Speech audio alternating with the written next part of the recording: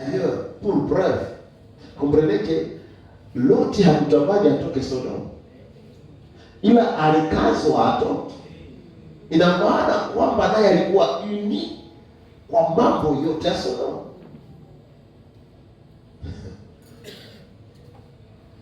Alafu ile hali ambazo walikuwa nazo, intercession ya nani? Ya Abraham ikamtoa.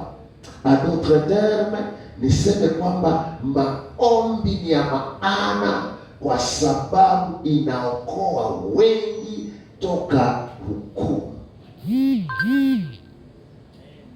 Kama kunaweza kwa watu ambao watapita kwenye hukumu, ingine inaweza kuwa kwa sababu wengine hatukuwaombea.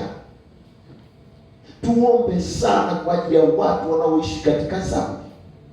Tuombe sana kwa ajili ya watu wanaofanya ubaya.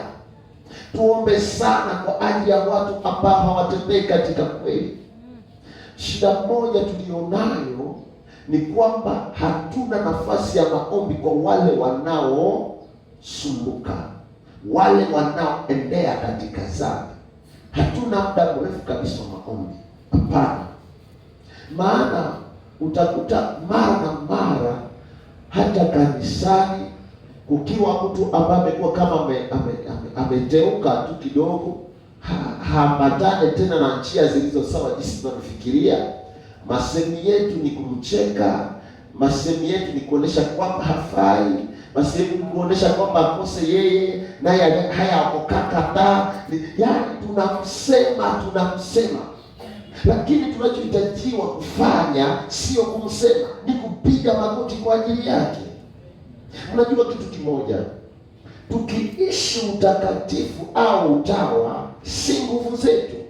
Wewe kama unaweza kuishi utakatifu, sidhani kwamba ni nguvu yako, lakini ni Mungu ambaye anakusutenia. Kama unaweza kuwa na perform ndani ya jambo hili ama lile, usizani kwamba ni